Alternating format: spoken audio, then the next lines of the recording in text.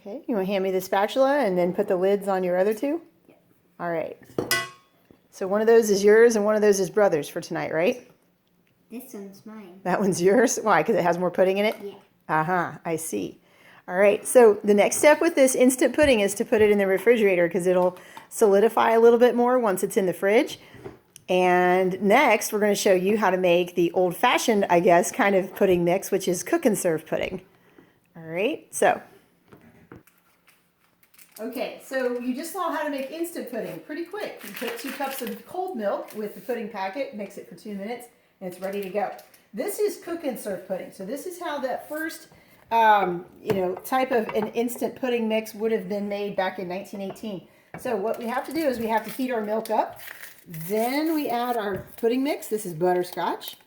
So we're going to put this in here with our warm milk. And now we are going to go ahead and stir that until it's all dissolved.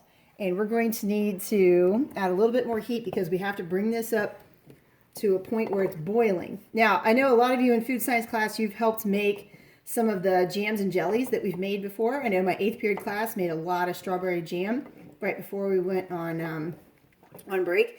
So one of the things that you noticed about making jam is that there's this stuff called pectin. And pectin is a fruit starch that thickens the jam and thickens the jelly. So when you make something with pectin, you guys know you have to heat the product up to boiling in order to get the pectin to activate, in order to get the pectin to actually do the thickening. That's the same way it is with cornstarch. You have to get that cornstarch up to a hot temperature. So one of the tricks I used to play on my food science classes, and I would have done this to you this year if we would have still been in school, is I have students make pudding in class with just a shaker, like a drink mix shaker, and they make instant pudding and they make cook and serve pudding, both of them by adding cold milk and shaking it. What's interesting is the instant pudding makes pudding just fine that way. The cook and serve pudding does not. And the reason for that is cook and serve pudding has something in it called regular cornstarch, and instant pudding has modified cornstarch.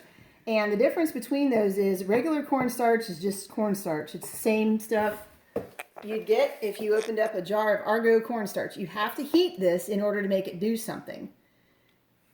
But modified cornstarch, which is the #1 ingredient here. It says, well, not #1, but it says sugar, and then it says modified tapioca and cornstarch. What's happened there is they've added enzymes, and they've added something to change the pH of the cornstarch. So what that does is it allows that cornstarch to open up its molecular structure and absorb those water molecules without being heated. On the other hand, our traditional cornstarch, which is what I'm using to make this pudding right here, has to be heated in order for those starch molecules to open up and absorb the water. Most starches work this way. This is why your oatmeal doesn't get thick when you just put cold water on it. It just looks really runny. But when you put that water on it and you heat it up in the microwave for a minute, then it gets nice and thick. This is why beef barley stew has that really nice thick texture, because when you heat up the barley, the starch molecules in the barley are going to absorb the broth from the stew. So those are the reasons why these traditional grain and root starches work. So grain starches are things like flour that comes from wheat, cornstarch that comes from corn, and then on the root side you have things like tapioca. If any of you have ever had tapioca pudding, you know it has those little tiny tapioca pearls in it. That's a type of starch. That's a type of thickener. Arrowroot pudding is something that you can make too from arrowroot powder. That's also got that starch thickener in it from a root. All right, this is looking really nice and steamy.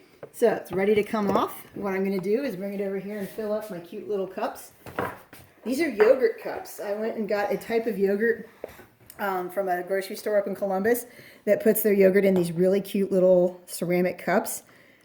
And the yogurt's kind of expensive. I think it's like $2.50 for a little cup of yogurt, but you get this awesome little cup that you get to keep. So these are perfect for putting this hot pudding in, because plastic would probably not be the best thing to put something that's this hot in.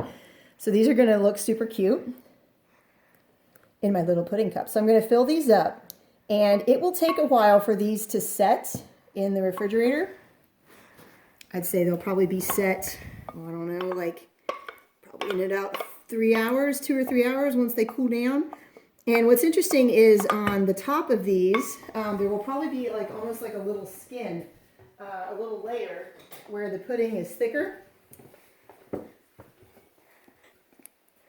And on the instant pudding, that's not going to happen.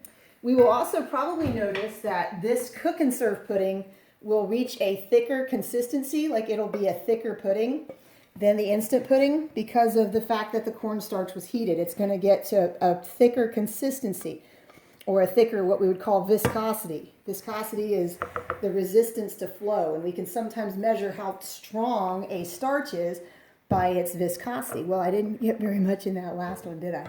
All right, so we're going to cover these up with a little piece of plastic, and we're going to put them in the fridge, and we'll check back to see how they look a little later. All right, that's how you make two different kinds of pudding.